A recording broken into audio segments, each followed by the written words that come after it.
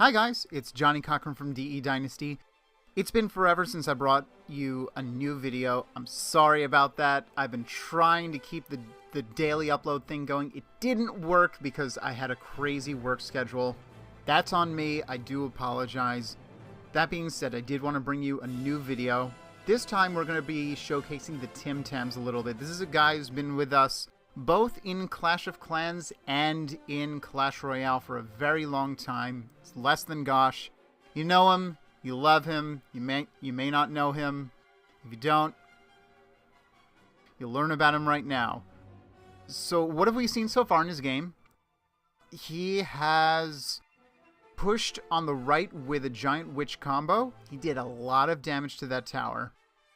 He defended the left-hand tower of his very well. That being said, we're just looking at the elixir right now. They're about even, but the other guy's dropping a golem way up front. Less Than Gosh, to his credit, is going to drop the perfect thing. He's going to drop barbs. I would have liked those archers to be a little bit more to the side, and I think that those spear goblins were a little bit of an overreaction. It's allowing his other stuff to take a little bit more damage. He could just equal this out. That being said, this miner was so perfect. A little early, but to be able to turn everything that he did into a counterattack, and he's just dumping everything in. That bomber, oh man, people don't respect the bomber. I don't know why. It's gotten so many buffs since it first came into the game at the very beginning, and it's just nuts, man. So the issue here is that Less Than Gosh doesn't really have anything to deal with that princess on his side without dumping a lot of elixir into it. So he does the perfect thing, which is to drop the barbs. Barbs kill the princess, then the wizard. Now he's making a push towards the king's tower. A little bit of an overreach there because the miner just gets eaten up and now he has to deal with all this stuff. That being said, Money Fireball just kills everything on that side of the tower. Giant was a little bit early because now that wizard's able to attack it and it's just taking a lot of damage, and that bomber goes down as well. Wizard insta-kills the spear goblins. That'll happen to you, but the wizard on its own is not going to do a ton of damage to the tower without backup anyway. Defensive barbs. That fireball could have been a little bit higher. Maybe it was a bit of a panic fireball, you know. That being said, you know, he is going to eventually clean this up. But now he has to deal with the graveyard. That hasn't been seen this entire game. His spear goblins went forward, and unfortunately there's just nothing there to deal with the immense power that is graveyard. I don't know why that damn thing hasn't been nerfed to hell and back. Screw that card, seriously. Fireball, he's very heavy on those spells, and I can respect that. Spells aren't given the respect they really should be. They can get immense value. But he threw down barbs and just counterattacked because he saw that golem up front. No way, Jose, Less Than Gosh says. And that's it. There's the 3-1. That's how you do it, LTG. Good job, man. We're going to be moving on in the Tim Tams roster to myself. I wanted to showcase this game real quickly. It may seem a little self-indulgent to showcase myself, but I have a bunch of miniature accounts. And each one of them have different decks and different strategies that I like to use. Here, you know, I've got some high-level-ish cards. Level 11 minions. I have, you know, Lumberjack, etc. So this is a Lumberjack freeze deck, which is a lot of fun to play, I gotta tell you, man. The Lumberjack has basically the same DPS as a Mini P.E.K.K.A, and it drops a rage at the end. And it whacks so freaking quickly, it's nuts. But here, what am I facing? I've been trying to be defensive this whole game, you know, just throw down the pump and be defensive. Instead, it turns out I'm facing a damned giant Sparky deck. However, he's got no damage on that right-hand tower. I defended well enough. Still have that pump down. Going to throw down another one in a second, and the miner went unchecked on the left. Man, you just can't do that. Knight got buffed so heavily earlier on. Not earlier on, but earlier on in the game, when they were really trying to establish the balance, that the Knight just has so much hit points. He's so tanky. He's basically where Valkyrie was way back in the beginning of the game, where Valkyrie just had this immense health pool and damage potential, and no one really respected it. I think that's where Knight is right now. It's just a really nice card. So I'm trying to counter push on the right, because I know I can't beat that Sparky straight up, and I know he's eventually going to drop a giant. I had to freeze over there in order to make it work a little bit. I do some damage on the right-hand tower, but that's exactly what I wanted. So the giant's throwing in behind. I'm trying to get rid of the Sparky damage, the Sparky charge. Knight's great for that. Knight just survives, just like the Valkyrie, man, I'm telling you. So I'm realizing here, it's very possible for me to make a push, because I'm going to have enough elixir for the freeze.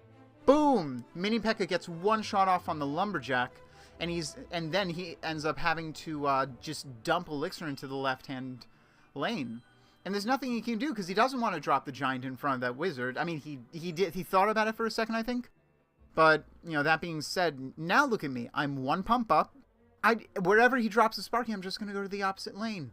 So he drops the barbs over there thinking, okay, defensively, I just got this now. The barbs go down, and then the minions go down. So level 11 minions are going to take 3 shots from the tower every time. So all I have to do is freeze the left-hand tower, make sure I don't die, and drop the Lumberjack in behind, and I win the game.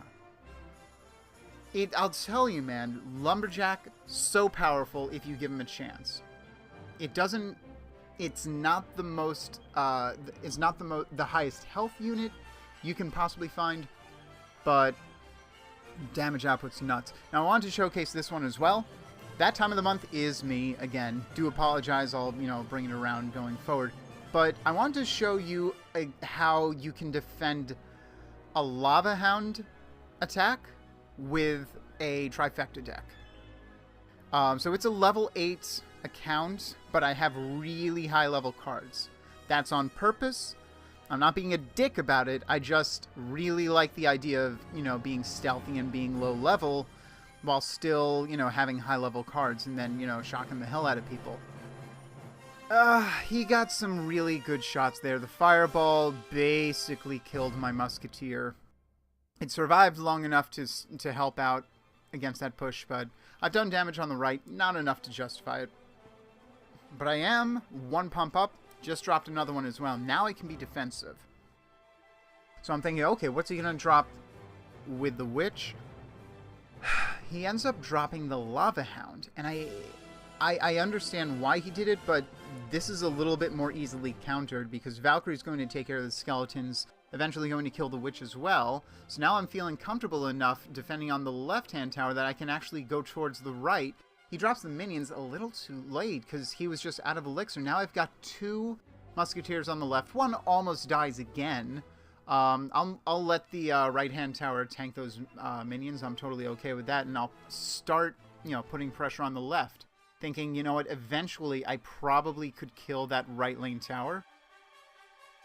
So in the meantime, let's get some damage done on the other tower, just in case he takes my tower.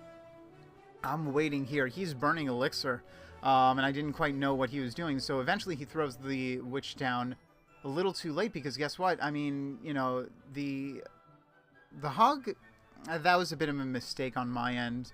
I really wanted to get that hog to the tower at this point. It was a little bit premature. I'm also burning elixir here. I didn't quite know what to do. But it ends up being alright, He gets that fireball down, does get value, so he's trying to kind of direct damage me over, because I guess he's thinking, what else can I do? And unfortunately he's right, because I'm able to push that right-hand tower, finally take it down. The witch goes down to the musketeer. He's making a final desperate push, but guess what? I haven't, I'm now showing the cannon. He tries to take my my musketeer down with his miner. Too little, too late, man. That mini P.E.K.K.A is not going to be able to get anywhere near my tower. I drop a hog, just in case. But, I couldn't imagine how he was going to get it. So, level 8 Trifecta deck against a level 10 with a Lava Hound deck. It can work. Lastly, we have Curtains for You, relatively new addition to the team. If that's not true, I'm going to be eating that one for years. But I think he is pretty new, which is fine. So he's got Golem, you know, Ice Wizard, Archer's deck. So, cool. Other guys, you know, pro-splitting the Archers. He's got to get some DPS down to eventually take care of this. There's a lot of stuff there, and the rocket goes down, but it misses the Inferno Dragon. So he, you know, the Inferno Dragon is really the key to defending against the Golem push for his opponent. So from now on, he really needs to start paying attention to when he drops the Inferno Dragon, because when he drops the Inferno Dragon, that's going to be his key to say, okay, you know what? If I can take this down, I'm going to be safe to drop that Golem. And then build up a push from there, because then the only choice that the other guy's going to have is to cycle to Inferno Dragon or deal with it however he has. And that's a little bit more easily dealt with than the Inferno Dragon, than, you know, the Inferno Dragon itself. Bit of a back and forth, you know, preventing Archers from getting to his tower with his Archers himself. The other guy's about to top out on Elixir, though, so a bit of a push back and forth. He is higher in damage, though. I can see what he's doing. He's burning Elixir here. It was a little unfortunate. That being said, you know, he's going to be all right. The miner goes down, but, you know, he drops a Mega Minion over here. I was a little... watching this my first time, I was a little concerned because it looked like he was just starting to bleed Elixir a little bit. And there's no real meat to this push. I know he was trying to make a counter, trying to make the best of what he had. But it looks like he's actually... his opponent is actually going to over-commit a little bit here. So he drops the Archers nice and cool. Inferno Dragon's still up. Or, oh my god, Inferno Dragon. The Inferno Tower. Too many damned Inferno things in this game. And so the Inferno Dragon goes down for his opponent. And here's where I was a little worried. You know, the Hog coming down, that was good. The Inferno Tower is going to take it down. Mega Minion behind the Golem. Here's where it locks on. It's going to start doing damage real soon, but the Ice Wizard actually slows it down. Zaps the perfect time. There is no way that that could have been better. The Golem actually reaches the tower right as he's about to do his death damage. There's so much DPS on these Golems, but there's DPS behind it as well. So he's pushing on the tower, doing a little bit of damage, but he's already ready with another Golem. To be fair, his opponent does have an Inferno Dragon as well. He's going to have to defend over here. That Ice Wizard was not the ideal choice. This scared the hell out of me because I was like, oh my god, he's so close. He's so close. He finally kills it with his zap.